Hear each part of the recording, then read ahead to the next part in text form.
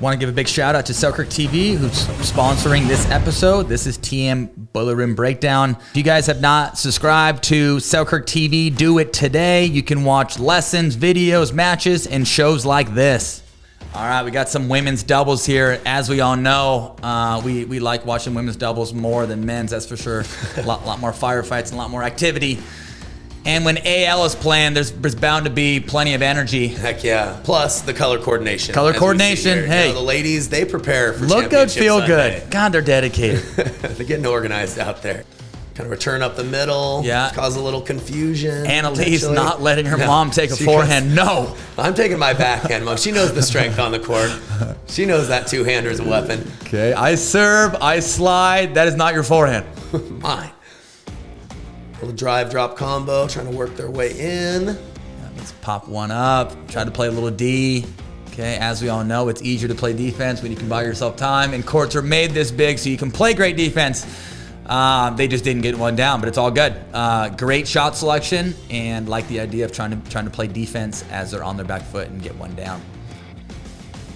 All right, point number 2 here. Drop. Okay, Annalise, Callie's coming over quite a bit there. Yeah, quite a bit. Look at Annalise. Just I mean, she's sliding, acting like a shark. All the way up. Oh yeah. Callie speeds. Okay. Leigh gets one down. Waiting. ATP. ATP defend. Oh, she overcooks it. It looks like Callie may have been a little greedy there. She got one. She got the defend in, but no need to overswing and try to be the hero there. Easier said than done. But okay, so Leigh, watch this again. Leigh drops, gets one down. Annalise is just kind of lurking there, waiting to maybe pounce. Firefight. Drop one inside foot. Back to dinking. ATP defend. Looks like Callie tries to, and the ball that Callie hit there may have been going. It looks like the ball kind of got back behind Callie. But great point. Saw a mixture of everything there. Yeah, one of the things that I found interesting about this point is this swing from Annalise in the two-handed backhand. It looks like it got down almost in her red zone, and rather than try to reset that, she takes a swing and takes 2 steps back, right? So certainly unconventional, but I do think that's one of the advantages of the two-handed backhand is you can swing from a little bit lower. It doesn't necessarily get you ahead in the point, but still makes your opponents keep having to work. Right. Doesn't give them a bunch of time to plan their next shot, and you can still adjust your court positioning from there. So sometimes you can take a swing, and if you don't feel like you got down on it, you can take a step back and then choose a shot from there. Yeah. All 4 women here all have two-handed backhands as well. So we got 4 two-handers out here. Slice. Who's got the better slice? Little inside-out action. Dink out of the air with some cut. Yeah, and Leigh will do this. Leigh will kind of sag back. Annalise pinching middle. Annalise a bit more line, kind of waiting for a ball to get popped up. Leigh's hitting push dinks and trying to wait until something gets just a little higher.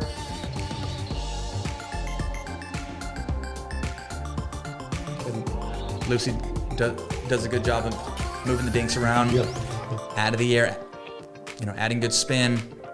Seemed like she went out of her way there to take one to Leigh. Didn't want to stay in the pattern unnecessarily too much longer with Annalise there.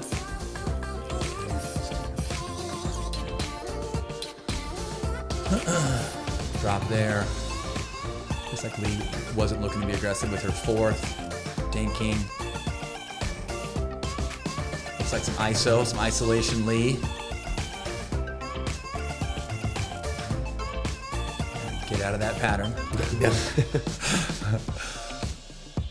Okay, and here's her lift, pull, and I believe the counter stayed in. But take a look at Lucy's counter. It looks like she was kind of. I was gonna say, I think she's falling back. She's punching. The kind of the body language. Visually, it looks like it's going out. Right. If I'm Leigh and I see that counter go through, I'm gonna keep pulling the trigger because if Lucy's backing up and punching forward, sometimes the timing has to be just right to make that work. And even though they did win the point there with that stare down, even though they did win the point, I would, if you are losing the counter battle, or if you're losing the hands battle, or if somebody speeds up and you're taking a step back, look to block back and not punch back. For sure. Okay, I'm gonna go point number 4 here. Put the return on loose. Loose is driving the third. Callie comes over. Shake and bake. Little shake and bake action. The pressure on. Yep. Great court movement. Great play. Great coverage. Comes to show that play works at all levels. Something we're not going to get into, but Ben and Colin. Ben basically pushed Colin out of the way in this last final against Matt and Rye here in Austin, and wasn't as sharp. And Ben basically took over the match by serving aggressively, driving thirds, and then crashing off his third. So there's plenty of value in having the skill set of being aggressive on the serve, being aggressive on the drive, and then that disconnect with getting in and crashing. Yep. Let's watch that again there. Yeah, drive, floater, but it takes an athletic disconnector to be aggressive with the disconnect and be explosive out of that first step so they can get in there and close. One thing for recreational players is make sure, it looks like it's such a fast play, but all these ladies, when they're finding aggression, they're stopped, they're stable, and then they're choosing to explode and jump to that ball. Their feet aren't moving as they're making that decision and as they're processing that information. So make sure that every motion is separate and that you're not just running through the entire time. You have more time to think, and you have plenty of time to break down, find your most athletic self, and then look to explode from there. Chop those steps up. Oh, yeah. Great close here by Callie. She's backing up, but still swinging, staying Look at alive. A little bit of net love. A little bit of net love. And take a look at this forehand counter. Talk about somebody who lodges that elbow in. Watch this forehand. Yeah. And then she gets jammed. Again, it's tight. It's tight. I mean, it's almost like there's like a rubber band tied to her arm, and that goes around her whole body, and that elbow just stays lodged in there. But without it, there's no way she would have been able to get those balls back. And she didn't hit it super clean, but that's just sometimes just extending the play. Watch that again. Gets one down. Firefight. Firefight. On this one. Take it over. Lodge right here. Slide and find space to hit that forehand. Very good. Very good. Tip for the viewers: lodge that elbow in and keep it out in front. Also, we mentioned, you don't want to counter too often as you're stepping back. So when you feel the need to create space, trying to train your instinct of sliding the shoulders to the side is a little bit better of a way than having your center of gravity fall backwards. This point is complete chaos. You never see this in men's, this huh? Is just aggression. You never see this in men's. There we go. Early aggression. Slap City. Pops one up, play a little defense, swing out of it. Wow. And it is okay to be swinging if you're playing defense, but once you have a ball that doesn't have as much pace, be looking to slow one down. Yeah, it's good. Pure aggression. Through you type of stuff.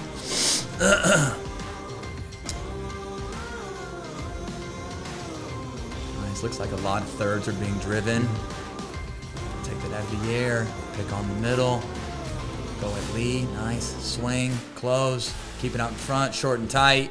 Look at that. It's a great camera angle. It is. Look at these exchanges. These are great. But the women's game's so much fun to watch. No. And if you're wondering if a two-hander is beneficial, you will see here there's a lot of benefit with having a two-hander. These girls are getting stretched, the ball's getting hit through them, and they're able to really use that non-dominant arm and push back with some serious pace, and just have much better control with using that non-dominant arm. And if you watch this point, everybody does a great job of being elite athletes, staying in, showing the reflexes, taking bigger cuts. But what ultimately wins it is Annalee's choice to use a little bit of misdirection to set up the attack. It wasn't blind aggression that finally won the point. Drive, punch, gets in, moving the ball around. Yes.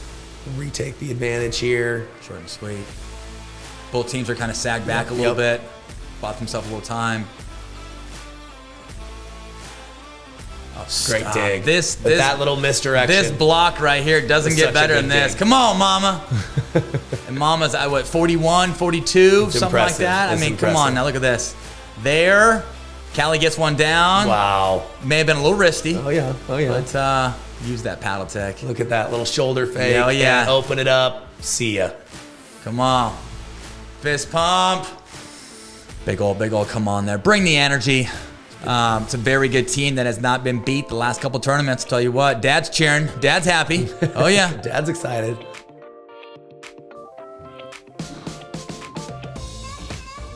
Come on. Don't think Lucy and Callie probably wanted to hear that. Come on. Part of the game. Part of the game.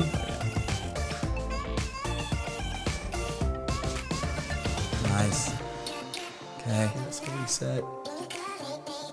Oh, stop. Okay.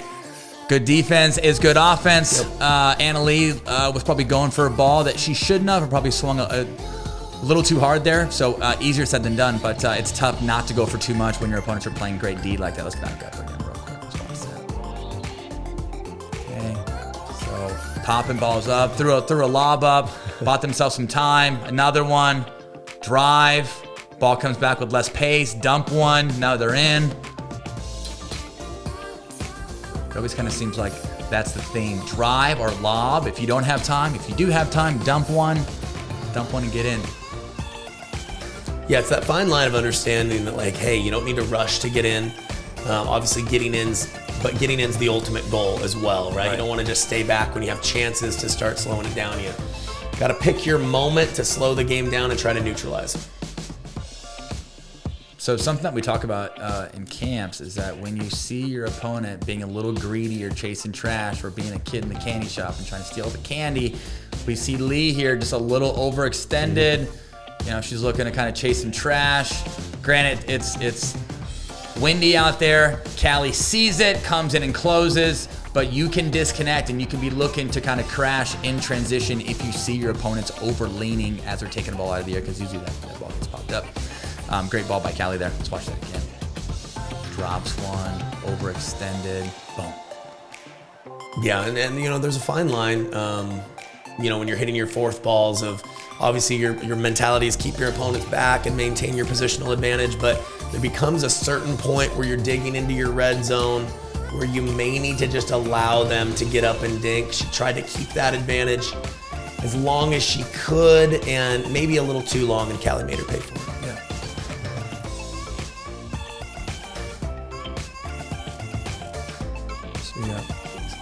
Speed up cross. They came at Leigh the whole match. Leigh says, you know what? I'm going to clean it. I'm the one getting picked on. Let me take the high ball in the middle. I mean, for gosh sakes. Let's watch that again. It's floaty. She'll hold here and she'll go body, right? And so sometimes when you are speeding cross, in certain scenarios, going body will get you more of a defensive reply because they're often cheating towards that forehand in the middle. I played mixed with Leigh, and one thing she does very, very well is she slides and she can find a forehand when she's on the left. She actually plays both sides very well. When she's on the right, she slides on her counter and finds a two-hander. When she's on the left, she slides and finds a forehand. Get there, comes at her, slide. Nice. That's mine. Get out of there. Get out of there. Get out of there, Anna Leigh. I know you've got a nice two-hander, but this is an overhead. I'm finishing this one off. Drive the third, fighting over middle balls. Gets one down. She's taking her time. Back playing some D. There we go. Discipline. Yes. And actually, there's a lot of points where they'll purposely hit a third, fifth, seventh, ninth, and then Anna Leigh, you know, mom's at the baseline kind of grinding, and then Anna Leigh disconnects and gets her hands dirty. But there is benefit behind kind of like sagging back in that odd formation and having somebody that's super aggressive with the poach or somebody that's just fast that can get in there. Well, let's go back, watch that one more time. What I want to talk about is, it's something that I had to kind of learn as the game got more aggressive. Just getting a drop in the kitchen doesn't mean that you want to get in. She recognized that ball was going to sit up. Lucy had time to stay aggressive, so she didn't want to slide in and let Lucy find her feet and play a difficult half volley. She waited until she could get more momentum coming in, and then ultimately Anna Leigh disconnected from there. So just because it bounces in the kitchen doesn't necessarily mean that you can advance your position if that bounce is going to sit up and be quite high. There's a lot of trust here too. I mean, Anna Leigh's coming over on mom's side. So mom hits an aggressive drop here. Lucy's back. All the way. Lucy's, looking at small pictures. She's not looking at things that are in front of her. Anna Leigh gets in there in a sneaky fashion, uses that two-hander. Very nice. pretty location as well. I'd like to see some stats behind just how many points are being won with a drive and a crash, or like a drop and a crash, you know, or just how many points are being won, you know, by chicken and bacon.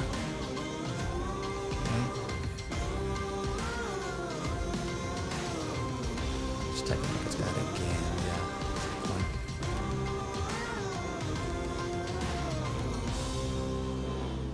All right, so drop inside out. Rolling back. Slice middle dink here. Mom looks to Ernie, hits an aggressive dink up the line, nothing there. Looks like AL was probably just a touch too middle there, if you know what I mean. And Lucy played a nice short little poke here too. She didn't do too much with it. She leaned in, but she made both got Leigh it, and got AL it kind of down. fight over it. Yep, put it right in between them. Yeah, right, for sure. So they fight over it. It's good. It's good. It's good. AL probably should not have swung here, if you know what I mean. So they fight over this middle counter. Fight over this middle counter. I mean, if she can just drop there and buy herself a little time, get herself back to the kitchen line versus, you know, blindly swing. Keep in mind, viewers out there, if you're on defense, the right shot selection is just playing one soft. Think about the percentage of points being won by unforced errors compared to forced errors. Does not have to be that good. You don't have to, you know, swing and jump outside your comfort zone just because you're playing defense.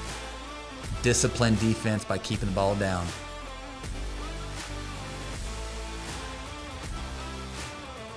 Jeez, this point, everybody's been everywhere. How many times is that? Defense to offense? It switched from D to offense. It's amazing. Wow. Jeez. What does it take to get one through? ATP. Oh. ATP. Okay, nice. ATP. I actually thought it was wide before that. Yeah. Either way. With the hug at the end there. I mean, come on. That point was sick. That point's why pickleball is so much fun. That point right? was sick. Like, that had everything. Swing. That had everything. It was a lucky let.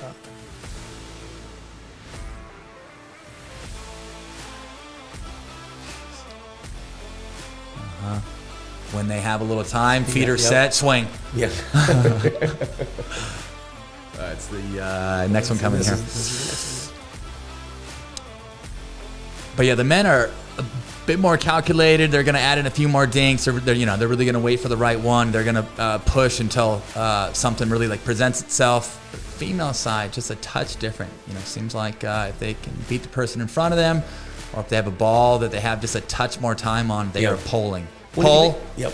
Love it. And when you think about it in this way, if you are going to sacrifice court positioning and play off the line a little bit more, you have to be willing to pull the trigger off the bounce much more often, right? You're not going to see dinks that are popped up that high when you're 2 feet off the line, and you're not going to win enough just relying on your opponent's unforced errors at this level. So by sagging back, yes, you can dink more aggressive, but you really have to make some bold choices and just kind of go into the match knowing, hey, I'm going to have to take some chances with attacking off the bounce to give my team enough offense to potentially win the match.